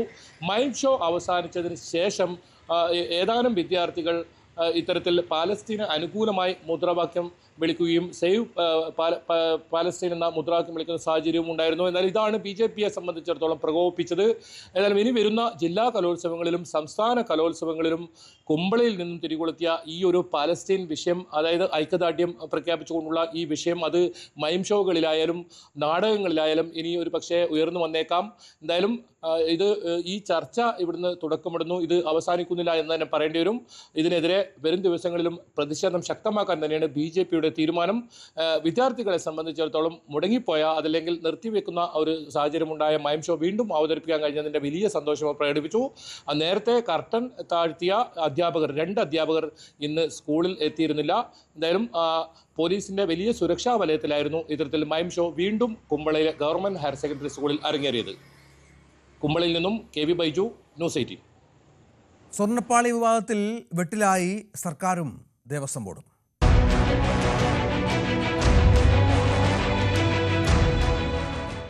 ശബരിമല സ്വർണ്ണപ്പാളി വിവാദത്തിൽ അന്വേഷണത്തിന് പ്രത്യേക സംഘത്തെ നിയോഗിച്ച് ഹൈക്കോടതി. H. വെങ്കടേഷിന്റെ നേതൃത്വത്തിലുള്ള സംഘത്തിനാണ് അന്വേഷണ ചുമതല. വിപുലമായി അന്വേഷിക്കണമെന്നും കോടതി നിർദ്ദേശിച്ചു. Devaswom chief vigilance and security ഓഫീസറുടെ റിപ്പോർട്ടിന്റെ അടിസ്ഥാനത്തിലാണ് നടപടി സ്വീകരിച്ചിരിക്കുന്നത്. സ്വർണ്ണപ്പാളിയുമായി ബന്ധപ്പെട്ട് പ്രത്യേക അന്വേഷണ സംഘത്തെ രൂപീകരിച്ചിരിക്കുകയാണ് ഹൈക്കോടതി. Crime branch DGP H. വെങ്കടേഷിനാണ് അന്വേഷണ സംഘത്തിന് ചുമതല. മാത്രമല്ല SP S. ശശിധരൻ, അതുപോലെ കയ്പമംഗലം, വാകത്താനം CIമാരും അന്വേഷണ സംഘത്തിലുണ്ട്. 5 പേരെ ഉൾക്കൊള്ളിച്ചാണ് SIT രൂപീകരിച്ചിരിക്കുന്നത്. പ്രത്യേകിച്ചും സൈബർ വിങ്ങിന്റെ സഹായം കൂടി ഉണ്ടാകുമെന്നും കോടതി ഉത്തരവിൽ പറയുന്നു. പ്രത്യേകിച്ചും 2019 ഉണ്ണികൃഷ്ണൻ പോറ്റി ദേവസ്വം ബോർഡുമായി നടത്തിയിട്ടുള്ള ഒരു ഇമെയിലാണ് അതിന് ആധാരമായിട്ടുള്ളതെന്നാണ് മനസ്സിലാക്കാൻ കഴിയുന്നത്. ഈ വിശദമായ റിപ്പോർട്ട് വിജിലൻസ്, അതായത് ദേവസ്വം വിജിലൻസ് കോടതിയിൽ ഹാജരാക്കിയ ശേഷമാണ് ആ റിപ്പോർട്ടിന്റെ അടിസ്ഥാനത്തിലാണ് ഹൈക്കോടതി ഇത്തരത്തിൽ പ്രത്യേക അന്വേഷണ സംഘത്തെ രൂപീകരിക്കുന്നത്. റിപ്പോർട്ടുമായി ബന്ധപ്പെട്ടും അന്വേഷണ സംഘത്തിന് അന്വേഷണവുമായി ബന്ധപ്പെട്ടുള്ള ഒരു കാര്യങ്ങളും മാധ്യമങ്ങളുമായി ഷെയർ ചെയ്യാൻ പാടില്ല. അതീവ രഹസ്യമായി തന്നെ റിപ്പോർട്ട് കോടതിയിൽ സമർപ്പിക്കണമെന്നും കോടതി ആവശ്യപ്പെട്ടിട്ടുണ്ട്. അതായത് നേരത്തെ സ്വർണ്ണപ്പാളി ചെന്നൈയിലേക്ക് ഹൈക്കോടതിയുടെ അനുമതിയില്ലാതെ സ്വർണം പൂശാൻ കൊണ്ടുപോയി എന്നുള്ള കാര്യത്തിൽ ദേവസ്വം കമ്മീഷണർ റിപ്പോർട്ടിന്റെ അടിസ്ഥാനത്തിൽ ഹൈക്കോടതി നേരിട്ട് നടത്തിയിട്ടുള്ള ഇടപെടലിലാണ്, സ്വമേധയാ കേസെടുത്തുള്ള കേസിലാണ് ഇത്തരത്തിലുള്ള കാര്യങ്ങളിലേക്ക് കൂടി വഴിതിരിച്ചുവിടുന്നത്. എന്തായാലും അന്വേഷണ സംഘത്തെ രൂപീകരിക്കുന്ന ഒരു സാഹചര്യത്തിലേക്ക് തന്നെ ഉണ്ടായി. അന്വേഷണ സംഘത്തെ രൂപീകരിക്കുമ്പോൾ തന്നെ കൃത്യമായി ഈ വിജിലൻസ്, അതായത് ദേവസ്വം വിജിലൻസ് നൽകിയിട്ടുള്ള റിപ്പോർട്ടിന്റെ അടിസ്ഥാനത്തിൽ തന്നെയാണ്, പ്രത്യേകിച്ചും അതുമായി ബന്ധപ്പെട്ട ഉദ്യോഗസ്ഥ തലത്തിൽ ഇടപെടൽ ഉണ്ടായിട്ടുണ്ടോ, ദേവസ്വം ബോർഡിന്റെ ഭാഗത്തുനിന്നും ഇത്തരം ഇടപെടലുകൾ ഉണ്ടായിട്ടുണ്ടോ തുടങ്ങിയ കാര്യങ്ങളെല്ലാം പരിശോധനയിൽ വരണമെന്നും കോടതി വ്യക്തമായി നിർദ്ദേശിച്ചിട്ടുണ്ട്. റിപ്പോർട്ട് സമർപ്പിക്കുന്നത് കോടതിയിലായിരിക്കണം. അതുവരെ അത് അതീവ രഹസ്യമായി സൂക്ഷിക്കാനും കോടതി നിർദ്ദേശിച്ചിട്ടുണ്ട്. സ്വർണ്ണപ്പാളി വിവാദത്തിൽ പ്രത്യേക സംഘത്തെ നിയോഗിച്ചത് സ്വാഗതം ചെയ്യുന്നുവെന്ന് മുൻ ദേവസ്വം പ്രസിഡന്റ് A. പത്മകുമാർ പ്രതികരിച്ചു. വിവാദത്തിൽ കൃത്യമായ അന്വേഷണം നടക്കും. അന്വേഷണത്തിന് ശേഷം കൂടുതൽ പ്രതികരിക്കാമെന്നും പത്മകുമാർ പറഞ്ഞു. ദേവസ്വം വിജിലൻസിൻ്റെ പ്രാഥമിക അന്വേഷണത്തിൽ അവർക്ക് മറ്റ് നടപടികളിലേക്ക് കടക്കാൻ കഴിയാത്തതുകൊണ്ടാണ് അവർ ബഹുമാനപ്പെട്ട ഹൈക്കോടതിക്ക് അവർ റിപ്പോർട്ട് കൊടുത്തു. റിപ്പോർട്ട് കൊടുത്തതിൻ്റെ അടിസ്ഥാനത്തിൽ ഇപ്പോൾ സമഗ്രമായിട്ടുള്ള അന്വേഷണത്തിന് പ്രത്യേക ഒരു ടീമിനെ നിയോഗിച്ചിരിക്കുകയാണ്. തീർച്ചയായിട്ടും ഈ കാര്യങ്ങളിൽ, അതായത് ശബരിമലയുമായി ബന്ധപ്പെട്ട ഉണ്ടായിട്ടുള്ള വിവാദങ്ങളിൽ കൃത്യമായിട്ടുള്ള അന്വേഷണം നടക്കണം എന്നുള്ളതാണ് എൻ്റെ ആഗ്രഹം. അത് ഞാൻ സ്വാഗതം ചെയ്യുകയാണ്. ഇന്ന് നിയമസഭയും പ്രക്ഷുബ്ധമാക്കി ശബരിമലയിലെ സ്വർണ്ണപ്പാളി വിവാദം. പ്രതിപക്ഷം ഇന്ന് കാര്യമായ തോതിൽ ദേവസ്വം മന്ത്രിയുടെ രാജി ആവശ്യപ്പെട്ടുള്ള പ്രക്ഷോഭം നടത്തി. നിയമസഭ സ്തംഭിച്ചു. റൂൾ 50 നോട്ടീസ് നൽകാതെ ചോദ്യോത്തരവേളയിൽ തന്നെ പ്രതിപക്ഷം പ്രതിഷേധം ആരംഭിച്ചിരുന്നു. വസ്തുതകൾ പുറത്തു വരുന്നതല്ലാതെ പുകമറ സൃഷ്ടിക്കലാണ് പ്രതിപക്ഷ ലക്ഷ്യമെന്നായിരുന്നു ഭരണപക്ഷത്തിൻ്റെ ഇതുമായി ബന്ധപ്പെട്ടുള്ള പ്രതികരണവും ആയുധവും. പക്ഷേ ഇന്ന് കാര്യമായി തന്നെ ഈ വിഷയം പ്രതിപക്ഷം സഭയിൽ കൊണ്ടുവന്നു. VV അരുണിന്റെ റിപ്പോർട്ട്. സ്വർണ്ണപ്പാളി വിവാദം റൂൾ 50 നോട്ടീസായി സഭയിൽ കൊണ്ടുവരാനായിരുന്നു പ്രതിപക്ഷം ആദ്യം ആലോചിക്കുകയും തീരുമാനിക്കുകയും ചെയ്തു. പക്ഷേ ഇന്ന് രാവിലെയോടുകൂടി ആ തീരുമാനത്തിൽ അവർ പിന്നോട്ട് പോയി. മറ്റൊരു തന്ത്രമാണ് സഭയിൽ സ്വീകരിച്ചത്. ചോദ്യോത്തരവേളയുടെ തുടക്കത്തിൽ തന്നെ ഈ വിഷയം ഉയർത്തി ശക്തമായ പ്രതിഷേധത്തിന് പ്രതിപക്ഷം തീരുമാനിച്ചു. അതിന് കാരണം അടുത്തിടെയായി പ്രതിപക്ഷം കൊടുക്കുന്ന എല്ലാ റൂൾ 50 നോട്ടീസിലും വളരെ പ്രധാനപ്പെട്ട നോട്ടീസുകൾ പോലും പ്രത്യേക ചർച്ചയ്ക്ക് സർക്കാർ തയ്യാറാകാറുണ്ട്. അങ്ങനെ വന്നാൽ ഈ വിഷയത്തിൽ രാഷ്ട്രീയ മേൽക്കൈ ഉണ്ടാകില്ല എന്ന് പ്രതിപക്ഷം തിരിച്ചറിഞ്ഞു. അതുകൊണ്ടാണ് അതുകൊണ്ടാണ് ഇന്ന് അവർ തന്ത്രം മാറ്റി ചോദ്യോത്തരവേളയുടെ തുടക്കം മുതൽ ശക്തമായ പ്രതിഷേധം സഭയിൽ ഉയർത്താൻ തീരുമാനിച്ചത്. അതിന്റെ ഭാഗമായി പ്ലക്കാർഡുകളും ബാനറുകളുമായാണ് പ്രതിപക്ഷം സഭയിലെത്തിയത്. രൂക്ഷമായ വിമർശനം സർക്കാരിനെതിരെ ഉന്നയിച്ചു. ചോദ്യോത്തരവേളയുടെ തുടക്കത്തിൽ പ്രതിപക്ഷ നേതാവാണ് ഇത്തരത്തിൽ കിലോ കണക്കിന് സ്വർണം ശബരിമലയിൽ നഷ്ടമായത് വലിയ ഗുരുതരമായ വിഷയമാണ്, അതിൽ ചർച്ച വേണമെന്ന ആവശ്യവും അതുപോലെ തന്നെ അതിൽ ദേവസ്വം മന്ത്രി രാജിവെക്കണമെന്ന ആവശ്യവും പ്രതിപക്ഷ നേതാവ് ഉന്നയിച്ചത്. പക്ഷേ സ്പീക്കർ തുടക്കത്തിലെ പ്രതിപക്ഷ നേതാവിന്റെ മൈക്ക് ഓഫ് ചെയ്തു. അതോടുകൂടി കടുത്ത പ്രതിഷേധവുമായി പ്രതിപക്ഷാംഗങ്ങൾ സഭയുടെ നടുത്തളത്തിലും സ്പീക്കർ ഡയസിന് മുന്നിലേക്കും എത്തി പ്രതിഷേധിച്ചു. ഭരണപക്ഷ അംഗങ്ങൾ ഒരു വശത്ത് നിന്ന് എതിർമുദ്രാവാക്യങ്ങളുമായി രംഗത്ത് വരികയും ചെയ്തതോടുകൂടി ചോദ്യോത്തരവേള സസ്പെൻഡ് ചെയ്ത് സഭാ നടപടികൾ സ്പീക്കർ നിർത്തിവച്ചു. പിന്നീട് സഭ 10 മിനിറ്റ് അടുത്ത് ചേർന്നെങ്കിലും അപ്പോഴും സഭയിലെ രംഗങ്ങൾക്ക് മാറ്റമുണ്ടായില്ല. ശക്തമായ പ്രതിഷേധം പ്രതിപക്ഷം തുടർന്നു. ഒടുവിൽ നടപടികൾ വെട്ടിച്ചുരുക്കി സഭ ഇന്നത്തേക്ക് പിരിയുകയായിരുന്നു. ഈ വിഷയത്തിൽ സർക്കാരിനെ കടുത്ത പ്രതിരോധത്തിലാക്കാൻ തന്നെയാണ് പ്രതിപക്ഷ തീരുമാനം. പക്ഷേ ഇന്ന് കോടതിയിൽ ഒരു അന്വേഷണം വന്നതോടുകൂടി സർക്കാർ തൽക്കാലത്തേക്കും പിടിച്ചു നിൽക്കാമെന്ന അവസ്ഥയിലാണ്. കോടതി അന്വേഷണ റിപ്പോർട്ട് വരുന്നവരെ സർക്കാരും ആഗ്രഹിച്ചത് കോടതിയുടെ മേൽനോട്ടത്തിലുള്ള അന്വേഷണമാണ്. ആ റിപ്പോർട്ട് വരുന്നവരെ സർക്കാരിനും പിടിച്ചു നിൽക്കാൻ കഴിയുമെന്നാണ് പ്രതീക്ഷ. പക്ഷേ പ്രതിപക്ഷം ഇപ്പോൾ ആവശ്യപ്പെടുന്നത് 3 കാര്യങ്ങളാണ്. ഒന്ന്, ദേവസ്വം മന്ത്രിയുടെ രാജി. മറ്റൊന്ന്, ദേവസ്വം പ്രസിഡന്റിനെ പുറത്താക്കൽ. ഏറ്റവും പ്രധാനപ്പെട്ട ആവശ്യം ഹൈക്കോടതിയുടെ നിരീക്ഷണത്തിൽ CBI അന്വേഷണം. ഈ 3 ആവശ്യങ്ങളും തീരുമാനമാകുന്നതുവരെ ശക്തമായ പ്രതിഷേധത്തിൽ സഭയ്ക്കകത്തും പുറത്തും പ്രതിഷേധത്തിലാണ് പ്രതിപക്ഷത്തിന്റെ തീരുമാനം. നാളെയും സഭയിൽ ഈ വിഷയം ഉയർത്തി പ്രതിരോധിക്കാൻ തന്നെയാണ്, ആക്രമിക്കാൻ തന്നെയാണ് പ്രതിപക്ഷ നീക്കം. എന്നാൽ സർക്കാരിന് ഒളിക്കാനൊന്നുമില്ല. ഏത് അന്വേഷണത്തിനും തയ്യാറാണ് സർക്കാർ. തെറ്റ് ചെയ്ത ആരായാലും പുറത്തുവരേണ്ട നിലപാട് സ്വീകരിക്കുമെന്ന് സർക്കാരും വ്യക്തമാക്കുന്നു. സ്വർണ്ണപ്പാളി മോഷണത്തിൽ കടുത്ത സമരത്തിലേക്ക് കോൺഗ്രസ് കടക്കുകയാണ്. സംസ്ഥാന വ്യാപകമായി 4 മേഖലാ ജാഥകൾ നടത്തുമെന്നാണ് ഏറ്റവും പുതിയ വിവരം. പന്തളത്ത് ജാഥകൾ സമാപിച്ച് മഹാസമ്മേളനം നടത്തും. KPSC രാഷ്ട്രീയകാര്യ സമിതിയിലാണ് തീരുമാനം. പുനഃസംഘടനാ വിഷയത്തിൽ നേതൃത്വത്തിനെതിരെ രൂക്ഷ വിമർശനം ഉയർന്നു. സമ്പൂർണ്ണ പുനഃസംഘടന വേണമെന്ന് ഒരു വിഭാഗം നേതാക്കൾ ആവശ്യപ്പെട്ടു. സൈത്ത് വിവരങ്ങൾ പങ്കുവെക്കുകയാണ്. സൈത്ത്, ഇപ്പോൾ ഏറ്റവും ഒടുവിൽ സമരരംഗത്തേക്കാണ്. പന്തളമാണ് വേദി. വലിയ സമര പരിപാടികളിലാണോ ആസൂത്രണം ചെയ്യുന്നത്? തീർച്ചയായും ഇത് കോൺഗ്രസിനും UDFിനെ സംബന്ധിച്ച് ഏറ്റവും വലിയ രാഷ്ട്രീയ ആയുധമാണ്. പുതിയ പശ്ചാത്തലത്തിൽ, പ്രത്യേകിച്ച് തദ്ദേശ തെരഞ്ഞെടുപ്പിന് കളമൊരുങ്ങി നിൽക്കുന്ന പശ്ചാത്തലത്തിൽ, അതുകൊണ്ട് പരമാവധി അതിനെ ഉപയോഗിക്കാനാണ് ഇന്ന് ചേർന്ന KPCCയുടെ രാഷ്ട്രീയകാര്യ സമിതി യോഗത്തിലുണ്ടായ തീരുമാനം. 4 മേഖലാ ജാഥകൾ നടത്തും. ഈ 4 മേഖലാ ജാഥകളും പന്തളത്ത് സംഗമിക്കും. ശബരിമലയെ സംബന്ധിച്ച് പ്രധാനപ്പെട്ട ഇടമാണ് പന്തളം. അതുകൊണ്ട് തന്നെ പന്തളത്ത് സംഗമിച്ചുകൊണ്ട് ഇത് വലിയ ശക്തമായ പ്രതിഷേധമായി സർക്കാരിനെതിരെ നീക്കാനാണ് കോൺഗ്രസിൻ്റെ തീരുമാനം. നാളെ UDF യോഗം ചേരുകയാണ്. UDF യോഗത്തിലും ഈ തീരുമാനം റിപ്പോർട്ട് ചെയ്ത് UDFിൻ്റെ ഒരു പൊതുവായ ക്യാമ്പയിൻ തന്നെയായി ഇത് മുന്നോട്ട് കൊണ്ടുപോകാനാണ് നീക്കം. സർക്കാർ നടത്തിയ അയ്യപ്പ സംഗമം, ദേവസ്വം ബോർഡിൻ്റെ ഭാഗമായി സർക്കാർ നടത്തിയ അയ്യപ്പ സംഗമം, പിന്നീട് ഹൈന്ദവ സംഘടനകൾ, പ്രത്യേകിച്ച് ഈ സംഘപരിവാർ സംഘടനകൾ BJPയുടെ പിന്തുണയോടെ പന്തളത്ത് നടത്തിയ ബദൽ സംഗമം, ഇതിന് രണ്ടിനും ഇടയിൽ കോൺഗ്രസിനും UDFിനും കാഴ്ചക്കാരായി നിൽക്കേണ്ടി വന്നു. അതിനു കൂടിയുള്ള മറുപടി എന്ന രീതിയിലാണ് കോൺഗ്രസും UDFും ഈ നീക്കത്തെ കാണുന്നത്. 4 മേഖലാ ജാഥകൾ നടത്തി അത് പന്തളത്ത് സംഗമിച്ചുകൊണ്ടുള്ള പുതിയൊരു രാഷ്ട്രീയ നീക്കമാണ് കോൺഗ്രസ് ഇതിലൂടെ ലക്ഷ്യമിടുന്നത്. പുതിയ സാഹചര്യത്തിൽ സർക്കാരിനെതിരെ നടത്താൻ കഴിയുന്ന ഏറ്റവും ശക്തമായ രാഷ്ട്രീയ ആയുധം എന്നതാണ് കോൺഗ്രസ് ഈ വിഷയത്തിൽ തിരിച്ചറിയുന്നത്. പ്രത്യേകിച്ച് ഭൂരിപക്ഷ വിഭാഗങ്ങളുമായി അടുക്കാനുള്ള CPMന്റെയും ഇടതുമുന്നണിയുടെയും ശ്രമങ്ങൾക്ക് നൽകാൻ കഴിയുന്ന വലിയൊരു തിരിച്ചടിയായി കൂടി ഇതിനെ കാണുന്നുണ്ട്. പ്രത്യേകിച്ച് ഹൈക്കോടതിയിൽ നിന്നും വലിയ പരാമർശങ്ങൾ കൂടി വന്ന പശ്ചാത്തലത്തിൽ ശക്തമായി ഇത് ഉന്നയിക്കുക. നാളെ നിയമസഭ ചേരുകയാണ്. നിയമസഭയിൽ വീണ്ടും ഈ വിഷയം ഉന്നയിച്ചുകൊണ്ട് ശക്തമായ പ്രതിഷേധം തന്നെയാണ് മുന്നോട്ട് കൊണ്ടുപോകാൻ UDFിൻ്റെ നീക്കം. സ്വാഭാവികമായും ഇതിൻ്റെ നീക്കങ്ങൾ ഉണ്ടാവുകയും ചെയ്യും. നാളെ UDF യോഗം ചേർന്ന് ഇതിൻ്റെ തുടർ സമര പരിപാടികൾ ആസൂത്രണം ചെയ്യുകയും ചെയ്യും. സൈത്ത് വിവരങ്ങൾ പങ്കുവച്ചു. ഇതിനിടയിൽ ശബരിമലയിലെ സ്വർണ്ണപ്പാളി വിഷയത്തിൽ ഹൈക്കോടതിയുടെ ഇടക്കാല ഉത്തരവ് പുറത്തുവന്നു. അധിക സ്വർണം മറ്റാവശ്യങ്ങൾക്ക് ഉപയോഗിക്കാൻ ഉണ്ണികൃഷ്ണൻ പോറ്റി ദേവസ്വം ബോർഡ് പ്രസിഡന്റിന്റെ അനുമതി തേടി. ഇതിനായി 2019 ഡിസംബറിൽ 2 ഇമെയിൽ സന്ദേശങ്ങൾ ഉണ്ണികൃഷ്ണൻ പോറ്റി അയച്ചു എന്നാണ് മനസ്സിലാക്കേണ്ടത്. വിവാഹ ആവശ്യത്തിന് ഉപയോഗിക്കാനാണ് അനുമതി തേടിയത്. ഇത് ആശങ്ക ഉണ്ടാക്കുന്നത് എന്ന് ഹൈക്കോടതി പറയുകയാണ്. വളരെ കൃത്യമായ ക്രമക്കേടുകൾ പല ദേവസ്വം പ്രസിഡന്റുമാർക്കും ഇതുമായി ബന്ധപ്പെട്ട വിവരങ്ങൾ ഉണ്ടായിരുന്നു. ദേവസ്വം ബോർഡിലെ പല പ്രമുഖർക്കും അറിയാമായിരുന്നു എന്നൊക്കെയാണ് മനസ്സിലാക്കേണ്ടത്. CN പ്രകാശ്, എന്താണ് ഇതിൽ കോടതി കണ്ടെത്തിയിരിക്കുന്ന ഇതുമായി ബന്ധപ്പെട്ട യാഥാർത്ഥ്യങ്ങൾ? രഞ്ജിത്ത്, ശബരിമല സ്വർണ്ണപ്പാളി വിവാദത്തിൽ സമഗ്രമായ രഹസ്യ അന്വേഷണം നടത്താൻ ഹൈക്കോടതി ഉത്തരവിട്ടിരുന്നു. ADGP H വെങ്കടേഷിന്റെ നേതൃത്വത്തിൽ പ്രത്യേക അന്വേഷണ സംഘം രൂപീകരിക്കാനാണ് ഡിവിഷൻ ബെഞ്ച് ഉത്തരവിട്ടത്. ഈ ഉത്തരവിന്റെ വിശദാംശങ്ങൾ ആണ് ഇപ്പോൾ പുറത്തു വന്നുകൊണ്ടിരിക്കുന്നത്. ശബരിമല ദ്വാരപാലക പാളികളിലെ സ്വർണ്ണ കവർച്ച ഹൈക്കോടതിയുടെ ഇടക്കാല ഉത്തരവിന്റെ വിശദാംശങ്ങളാണ് ഇനി പറയുന്നത്. വ്യക്തത വരുത്തുന്ന കുറ്റകൃത്യങ്ങളിൽ കേസെടുത്ത് അന്വേഷിക്കണം. അന്വേഷണം പൂർത്തിയാക്കാൻ പ്രത്യേക സംഘത്തിന് 6 ആഴ്ച സമയം നൽകിയിരിക്കുന്നു. ദേവസ്വം ബോർഡിന്റെ എല്ലാ രേഖകളും പ്രത്യേക അന്വേഷണ സംഘം പരിശോധിക്കണം. 2019 മുമ്പ് ശേഷവുമുള്ള സ്വർണ്ണപ്പാളിയുടെ ചിത്രങ്ങളടക്കം ഒത്തുനോക്കാനായി ദേവസ്വം വിജിലൻസിന് അനുമതി നൽകിയിട്ടുണ്ട്.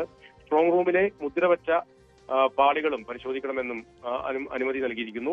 2019ലെയും 2025ലെയും സ്വർണ്ണപ്പാളികളുടെ ചിത്രങ്ങളിൽ വ്യത്യസ്തമുണ്ടെന്ന് ദേവസ്വം വിജിലൻസിന്റെ റിപ്പോർട്ടിലുണ്ട്.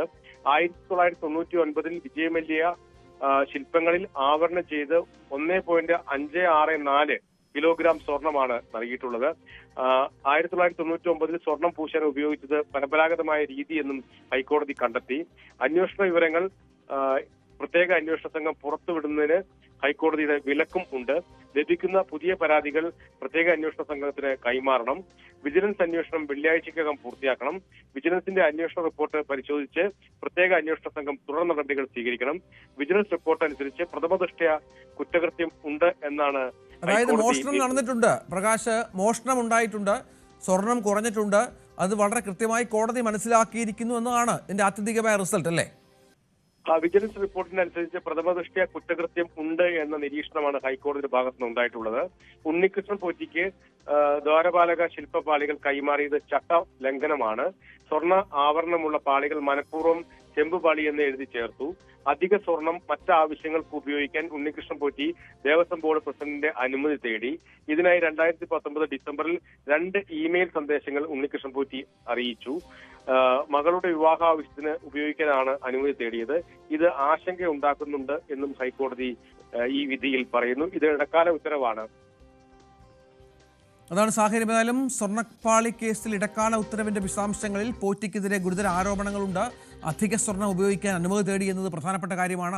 അതുമായി ബന്ധപ്പെട്ട് ദേവസ്വം ബോർഡ് അന്നത്തെ ദേവസ്വം ബോർഡ് പ്രസിഡന്റായിരുന്ന പത്മകുമാറിന് ഇമെയിൽ സന്ദേശം അയച്ചു എന്ന് പറയുമ്പോൾ ആരും അറിയാതെയല്ല ഈ സംഭവങ്ങൾ നടന്നത് എന്ന കാര്യത്തിൽ വ്യക്തത വരികയാണ്. കുറേ അധികം തലകൾ ഉരുളും എന്നും മനസ്സിലാക്കണം. നമുക്ക് ഇന്നത്തെ പഞ്ച് ഡയലോഗ് അത് CPMന്റെ പ്രമുഖ നേതാവ്, ആലപ്പുഴയിലെ പ്രമുഖൻ, ഒപ്പം മുൻ ദേവസ്വം മന്ത്രി കൂടിയായ ജി സുധാകരൻ്റെതാണ്.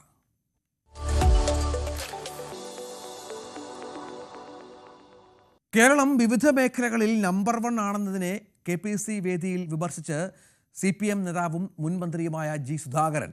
നമ്മൾ നമ്പർ 1 ആണെന്ന് എല്ലാവരും മത്സരിച്ച് പറയുകയാണെന്നും ഇതിനിടെ സ്വർണ്ണപ്പാളി മോഷണമടക്കമുള്ള പല വൃത്തികേടുകളിലും നമ്മൾ ഒന്നാമതാണെന്നും സുധാകരൻ പറയുകയാണ്. KPC സാംസ്കാരിക സാഹിതി വേദിയിൽ സംസ്കാരവും രാഷ്ട്രീയവും ഇന്ന് നാളെ എന്ന വിഷയത്തിൽ സംസാരിക്കുമ്പോഴായിരുന്നു സുധാകരൻ്റെ സംസ്ഥാന സർക്കാരിനെതിരെയുള്ള വിമർശനം. നമ്പർ 1 എന്ന് പറയുന്നതിൽ സൂക്ഷ്മത വേണം എന്നാണ് KPC വേദിയിൽ സംസാരിച്ചുകൊണ്ട് സുധാകരൻ പറഞ്ഞത്. ഇങ്ങനെ പല കാര്യത്തിലും നമ്മൾ മുമ്പന്തിയാണ്, പക്ഷെ എല്ലാ കാര്യത്തിലും മുമ്പന്തിയിലാണ്. എത്രയോ കാര്യങ്ങൾ നമ്മൾ പുറകെ കിടക്കും. എന്തെല്ലാം വൃത്തികളാണെങ്കിലും അതിന് 10, 20, 30 വർഷത്തിലെടുത്ത് എന്തെല്ലാം വൃത്തികേട് കിടക്കുന്നു. അപ്പൊ അതിന് നമ്മൾ മുമ്പിലാണ്, പറയാൻ പറ്റില്ല. അപ്പൊ സ്വർണ്ണപ്പാട് മോഷിച്ചെന്ന് പോയി, അത് നമ്മൾ നമ്പർ 1 ആണ്. എല്ലാവരും പറയുന്നത് എല്ലാ പാർട്ടിക്കാരും അന്വേഷണം ആവശ്യപ്പെട്ടു. ഒരു പാർട്ടി മാത്രമല്ല, ഗവർണമെന്റ് ആവശ്യം. ഇടവേള.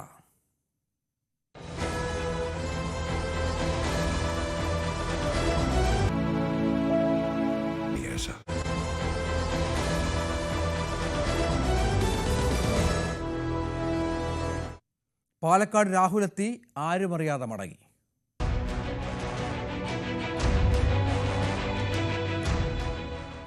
ലൈംഗിക ആരോപണം നേരിടുന്ന രാഹുൽ മാങ്കൂട്ടത്തിൽ പൊതുപരിപാടിയിൽ പങ്കെടുത്തതിൽ പ്രതിഷേധം. ഡിവൈഎഫ്ഐയും KSRTC എംപ്ലോയീസ് അസോസിയേഷനും പാലക്കാട് ഡിപ്പോ മാനേജരെ ഉപരോധിച്ചു. ഇന്നലെ രാത്രിയിലാണ് മാധ്യമങ്ങളെ ഉൾപ്പെടെ അറിയിക്കാതെ KSRTCയുടെ പുതിയ Palakkad Bengaluru AC service Rahul flag off ചെയ്തത്.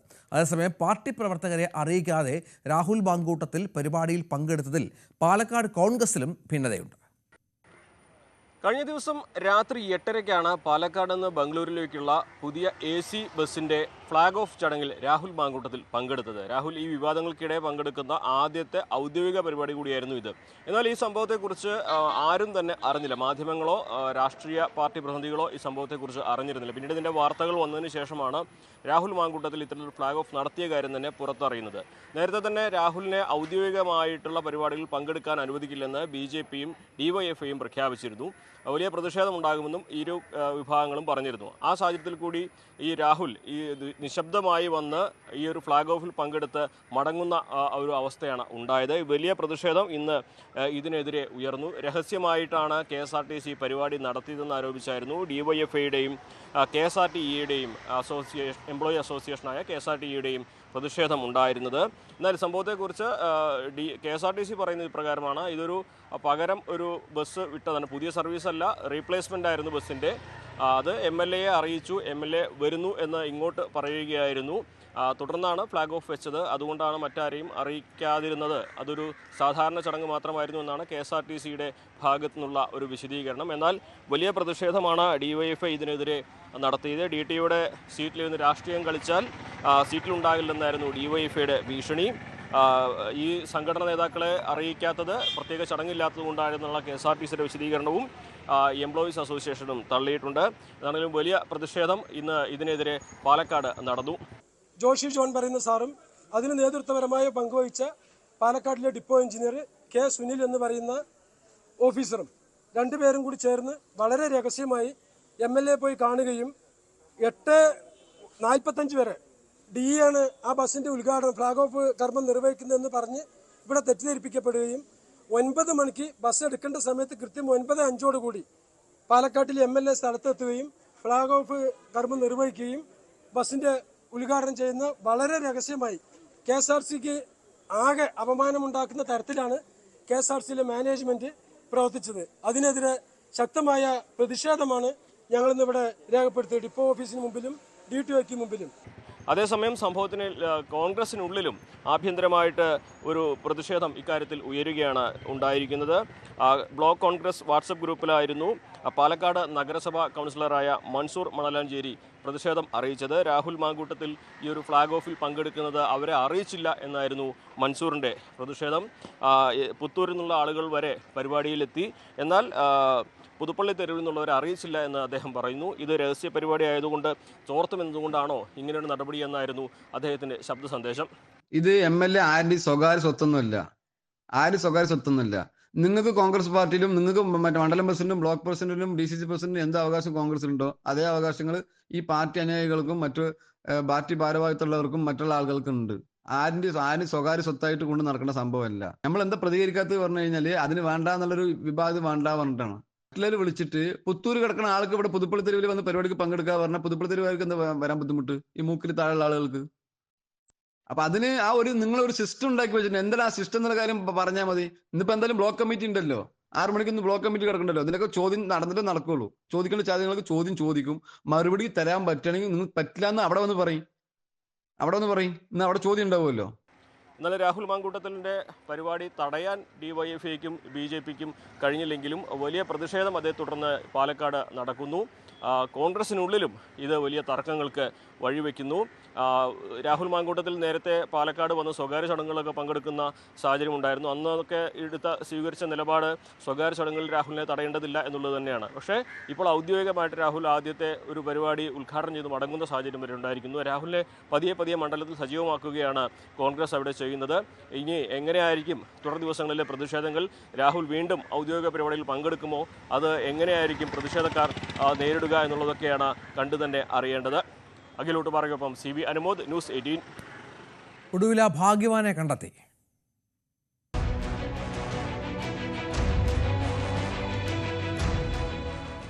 തിരുവോണം ബമ്പറടിച്ച ഭാഗ്യവാൻ ആലപ്പുഴ തുറവൂർ സ്വദേശി ശരത് S നായർ. ഇയാൾ നെട്ടൂരിലെ ലോട്ടറി ഏജൻസിയിൽ നിന്നാണ് ടിക്കറ്റ് എടുത്തത്. ബാങ്കിൽ ടിക്കറ്റ് ഹാജരാക്കി താൻ കുടുംബവുമായി ആലോചിച്ച് ഈ വലിയ തുക എങ്ങനെ കൈകാര്യം ചെയ്യും എന്നത് തീരുമാനിക്കുമെന്നും ശരത്ത് പറഞ്ഞു. അങ്ങനെയല്ല, നമ്മളെല്ലാം കൺഫർമേഷനായിട്ട് നോക്കിയതിന് ശേഷമല്ലേ നമുക്ക് ഒരു കാര്യങ്ങൾ തീർത്ത് പറയാൻ പറ്റും. അല്ല, ഞാൻ ലോട്ടറി എടുക്കാറില്ല സാറേ. ആദ്യമായിട്ട് എടുക്കാം. ആദ്യമായിട്ട് എടുത്താ ബമ്പർ. ഇത് ഇത്രയും ദിവസം ഈ ഒളിപ്പിച്ചു വെച്ചപ്പോൾ ഒരു ടെൻഷൻ ഇല്ലായിരുന്നോ? ടെൻഷൻ ഉണ്ടായിരുന്നു പക്ഷെ എന്നാലത് കറക്റ്റ് കൺഫർമേഷൻ ആവാണ്ട് സീരിയൽ നമ്പർ കാര്യങ്ങളൊക്കെ എല്ലാം ഉള്ളതാണല്ലോ ഇതിനകത്ത്. അപ്പൊ കൃത്യമായ ഒരു ഇൻഫർമേഷൻ കറക്റ്റ് ആയിട്ട് മനസ്സിലാക്കിയതിന് ശേഷം നമുക്ക് ഒരാളോട് പറയാൻ പറ്റുള്ളൂ. അതുകൊണ്ട് അതിന് വേണ്ടി വെയിറ്റ് ചെയ്യുന്നു മാത്രമേ ഉള്ളൂ. 2 ദിവസമായിട്ട് ആളുകളെല്ലാം ഇങ്ങനെ അന്വേഷിച്ചുകൊണ്ടിരിക്കുകയാണ് ആരാണ് ഈ ഭാഗ്യവാൻ. അതോടൊപ്പം തന്നെ ഒരു സ്ത്രീയുടെ പേര് പറയുന്നു, നെട്ടൂരുടെ പേര് പറയുന്നു. അപ്പോൾ ഈ ശരത്തിന്റെ ഉള്ളിലുള്ള ഭാവം എന്തായിരുന്നു? അല്ല, എനിക്ക് പ്രത്യേകിച്ച് ഒന്നും തോന്നില്ല. കൺഫേം ചെയ്ത് ജസ്റ്റ് നോക്കി എന്നേ ഉള്ളൂ. ഇല്ല, ഞാൻ ജസ്റ്റ് അനൗൺസ് ആയെന്ന് പറഞ്ഞപ്പോൾ ഞാൻ ജസ്റ്റ് ഫോണിൽ ഫോട്ടോ എടുത്തിട്ട് നോക്കി. അപ്പോൾ കണ്ടപ്പോൾ എനിക്ക് അങ്ങോട്ട് വിശ്വസിക്കാൻ പറ്റിയില്ല. അതിനുശേഷം പിന്നീട് വീട്ടിലൊക്കെ പോയി വീണ്ടും 2-3 പ്രാവശ്യം ചെക്ക് ചെയ്തതിന് ശേഷമാണ് നമുക്കൊരു നമ്പർ കറക്റ്റ് ആണെന്നുള്ളത് കൺഫർമേഷൻ ആയി. പിന്നെ വീണ്ടും ഇതിൻ്റെ സീരിയൽ നമ്പർ അങ്ങനെയുള്ള കാര്യങ്ങളൊക്കെ എല്ലാം ഉണ്ടല്ലോ. സംസ്ഥാന ഭാഗ്യക്കുറി ഓണം ബമ്പറിന് അങ്ങനെ 2 ദിവസത്തിന് ശേഷമാണ് ഇന്നിപ്പോൾ അവകാശി സംബന്ധിയായ കാര്യങ്ങളിൽ പ്രഖ്യാപനമുണ്ടായിരിക്കുന്നത്. ഈ 2 ദിവസവും വലിയ രീതിയിലുള്ള ചർച്ചകൾ ഉണ്ടായിരുന്നു. ആർക്കാണ് ലോട്ടറി അടിച്ചതെന്ന് സംബന്ധിച്ച് വ്യക്തമായ ഒരു ഉത്തരം പറയാനായിട്ട് സാധിച്ചിരുന്നില്ല. ആരും വലിയ അവകാശവാദവുമായി വന്നില്ല. പിന്നീട് നെട്ടൂരിലുള്ള ഏജന്റ് ലതീഷ് ചില സൂചനകൾ നൽകിയിരുന്നു. ഒരു സ്ത്രീയാണ് ഇതിൻ്റെ ഒരു അവകാശമായിട്ട് വരാൻ സാധ്യതയുള്ളത്, ചില സൂചനകൾ തനിക്ക് ലഭിച്ചിട്ടുണ്ട്, ചിലരെ അവർ ടിക്കറ്റ് കാണിച്ചു തൻ്റെ സുഹൃത്തിനെ എന്നതടക്കമുള്ള ചില കാര്യങ്ങൾ പറഞ്ഞിരുന്നു. പക്ഷെ അപ്പോഴും അദ്ദേഹത്തിനും ഉറപ്പുണ്ടായിരുന്നില്ല. കാരണം ഒരു സുഹൃത്ത് പറഞ്ഞ വിവരം മാത്രമേ ഉണ്ടായിരുന്നുള്ളൂ. മറ്റൊരു ഉറപ്പിലേക്കും അദ്ദേഹം നൽകാൻ തയ്യാറായിരുന്നില്ല. കാരണം അറിയില്ല എന്നത് തന്നെയായിരുന്നു. ഇന്നിപ്പോൾ അതിനൊരു തീരുമാനമായിരിക്കുന്നു. കാരണം ശനിയാഴ്ച വന്നത് ബാങ്ക് അവധി ദിവസം, ബാങ്ക് ഉച്ചയ്ക്ക് ശേഷമായിരുന്നു ഇക്കാര്യങ്ങൾ വന്നത്. ബാങ്കുമായി ബന്ധപ്പെടാനുള്ളൊരു ബുദ്ധിമുട്ട് കാര്യങ്ങളുണ്ടായിരിക്കാം. പിന്നീട് അടുത്ത അവധി ദിവസത്തിലേക്ക് ഞായറാഴ്ചയിലേക്ക് വന്നു. ഇപ്പോൾ തിങ്കളാഴ്ച ഇന്ന് രാവിലെ തന്നെ തുറവൂര് തൈക്കാട്ടുശ്ശേരി സ്വദേശിയായ ശരത് എസ് നായരാണ് ഈ 25 കോടി രൂപയുടെ ബമ്പർ സമ്മാന ടിക്കറ്റുമായി ബാങ്കിലേക്ക് എത്തുന്നത്. തുറവൂർ SBI ശാഖയിലാണ് എത്തുന്നത്. അപ്പോൾ മാത്രമാണ് മാനേജറടക്കം ഈ വിവരങ്ങൾ അറിയുകയും ചെയ്യുന്നത്. ശരത്ത് നിപ്പോൺ പെയിൻറ്റ്സ് എന്ന് പറയുന്ന ഒരു സ്ഥാപനത്തിലെ, നെട്ടൂരിലൊരു സ്ഥാപനത്തിലെ ജീവനക്കാരനാണ്. കഴിഞ്ഞ കുറേ വർഷങ്ങൾ അവിടെ ജോലി നോക്കുന്നു. ശരത്ത് ഭാര്യയും 6 മാസം പ്രായമുള്ള കുട്ടിയും അടങ്ങുന്ന ഒരു കുടുംബമാണ്. അനുജൻ, അമ്മ തുടങ്ങിയവരാണ് തുറവൂരിലെ വീട്ടിൽ ഉള്ളത്, തൈക്കാട്ടുശ്ശേരിയുള്ള വീട്ടിലുള്ളത്. അങ്ങനെ ലോട്ടറി എടുക്കുന്ന ശീലമുള്ള ഒരാളല്ല താനെന്ന് അദ്ദേഹം പറയുന്നു. വല്ലപ്പോഴും ഒരു ലോട്ടറി എടുക്കും. ഈ സമ്മാനാർഹമായ ലോട്ടറി ഒപ്പം മറ്റൊരു ലോട്ടറിയും എടുത്തില്ല. ഒരു ബമ്പർ മാത്രം, ആ ഒരു ലോട്ടറി മാത്രമാണ് എടുത്തത്. അത് തന്നെ സമ്മാന അർഹമാവുകയും ചെയ്തു. അങ്ങനെ വലിയ സന്തോഷമൊന്നും അദ്ദേഹം ഇക്കാര്യത്തിൽ പ്രകടിപ്പിക്കുന്നില്ല എന്നത് തന്നെയാണ്. കാരണം ഇത് കൃത്യതയോടുകൂടി ഫണ്ട് വിനിയോഗം ചെയ്യണം, ഈ തുക വിനിയോഗം ചെയ്യണം. അത് അക്കൗണ്ടിലേക്ക് എല്ലാം വരുമ്പോൾ അതിനനുസരിച്ച് കുടുംബാംഗങ്ങളുമായി ആലോചിച്ചിരുന്നു കൊണ്ട് ഒരു കൃത്യമായ രീതിയിൽ അത് ഉപയോഗിക്കുക എന്നതാണ്. തൽക്കാലം ജോലി വിടുന്നില്ല, ജോലിയുമായിട്ട് മുന്നോട്ട് പോകാൻ തന്നെയാണ് തീരുമാനം. കുറച്ച് പണം കൈവന്ന രീതി ജോലി ഉപേക്ഷിക്കാൻ താൻ തയ്യാറല്ല എന്ന് വളരെ നിഷ്കളങ്കമായിട്ട് തന്നെ ശരത്ത് പറയുന്നു. കുടുംബവുമായിട്ട് മുന്നോട്ട് പോകണം. ഏതായാലും ഇക്കാര്യങ്ങളിൽ അദ്ദേഹത്തെ ഉപദേശിക്കാനും മാർഗനിർദ്ദേശം നൽകാനും എല്ലാം തന്നെ ബാങ്ക് തയ്യാറാണെന്ന് മാനേജർ അടക്കം പറയുകയുണ്ടായി. ഏതായാലും ഇക്കാര്യത്തിൽ ഓണം ബമ്പറിന് ഒരു അവകാശിയായിരിക്കുന്നു. 2 ദിവസം കഴിയുമ്പോഴേക്കും വലിയ സന്തോഷത്തോടുകൂടി അത് ശരത്ത് അത് പറയുമ്പോൾ കൃത്യമായ ഒരു കൈകളിലേക്ക് ആ തുക എത്തിപ്പെട്ടു എന്ന് തന്നെയാണ് പലരും ഇതുമായി ബന്ധപ്പെട്ടുകൊണ്ട് പ്രതികരിക്കുന്നത്. ഇടവേള.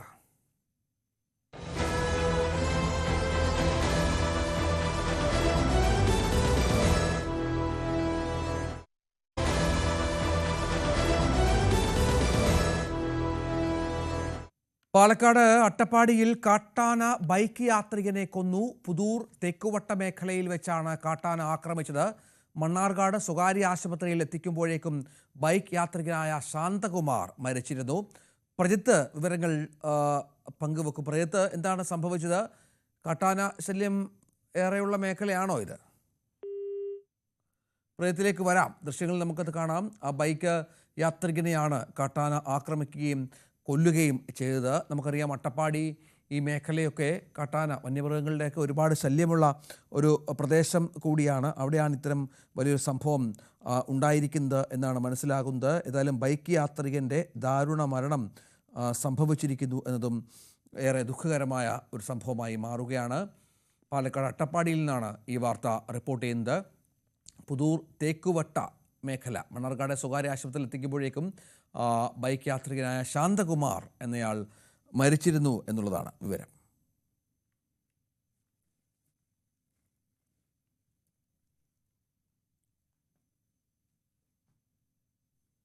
മറ്റു വാർത്തയിലേക്ക് പോകണം. കണ്ണൂർ പുതിയ തെരുവിലെ ബേക്കറി കടയിലേക്ക് കാർ നിയന്ത്രണം വിട്ട് കയറിയ ദൃശ്യമാണ്. ഇന്നത്തെ മുകളിൽ ഒരാളുണ്ട്.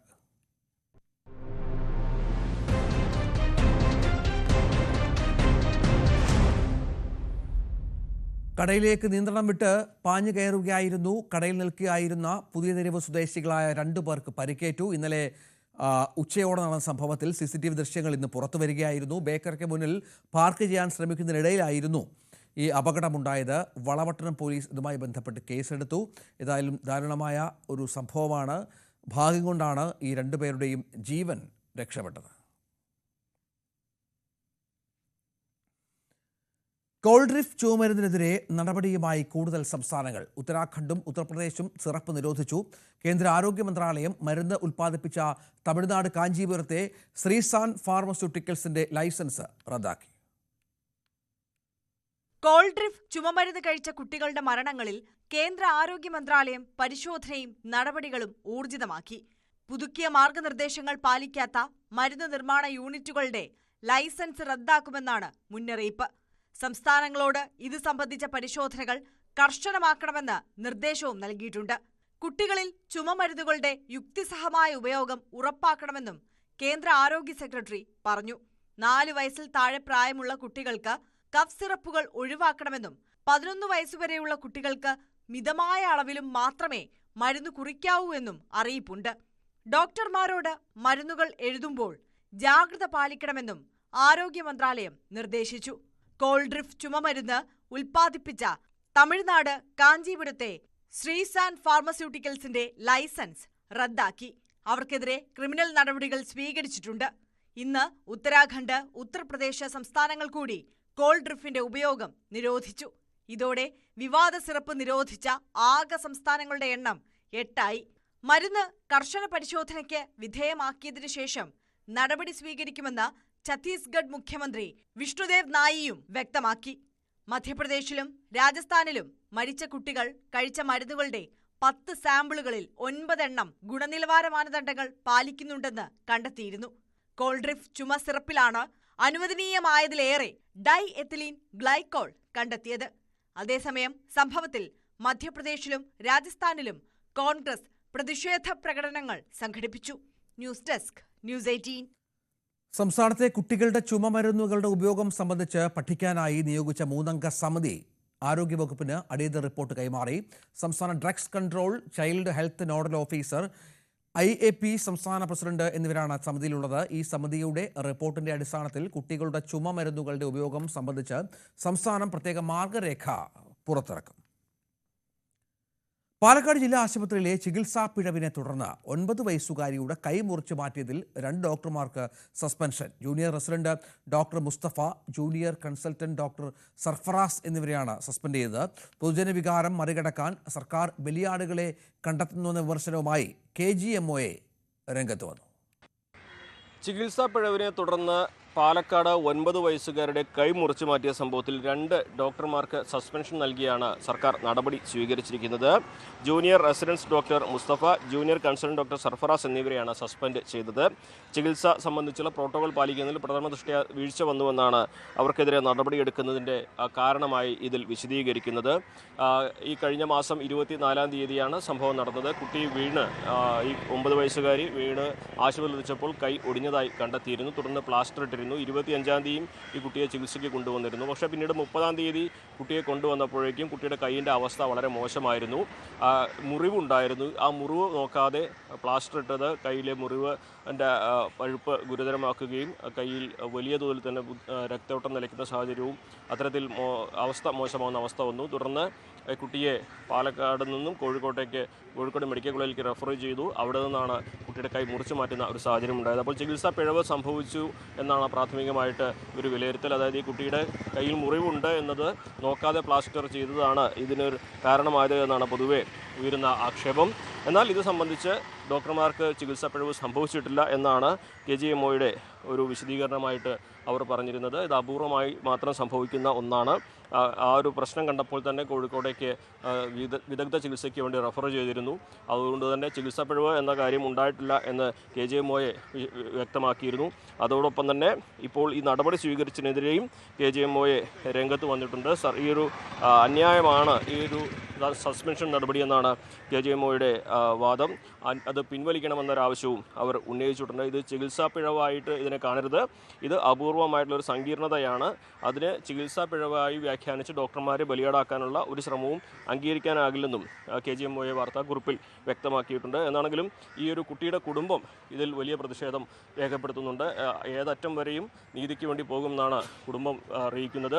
ഇതിൽ ആരുടെ ഭാഗത്താണ് പിഴവ് എന്നതറിയാൻ ഇനിയും ഒരുപക്ഷെ കാത്തിരിക്കേണ്ടി വരും. ഡോക്ടർമാർ പറയുന്നത് അവരുടെ ഭാഗത്ത് പിഴവുണ്ടായിട്ടില്ല എന്നാണ്. പക്ഷേ കുടുംബം പറയുന്നത് ഈ ആദ്യഘട്ടത്തിൽ നൽകിയ ചികിത്സ അതിൽ വന്ന പിഴവാണ് കുട്ടിയുടെ കൈ മുറിച്ചു മാറ്റേണ്ട സാഹചര്യത്തിൽ എത്തിയത് എന്നുള്ളതാണ്. എന്നാണെങ്കിലും വലിയ പ്രതിഷേധമാണ് സംഭവത്തിൽ ഇപ്പോൾ പാലക്കാടും അതുപോലെ കേരളത്തിലും ഈ വിഷയത്തിൽ ഉയരുന്നത്. CV അനുമോദ് അഖിലോട്ട് പറയൊപ്പം CV Anumod, news 18. Police petrol ടോം ചേരും.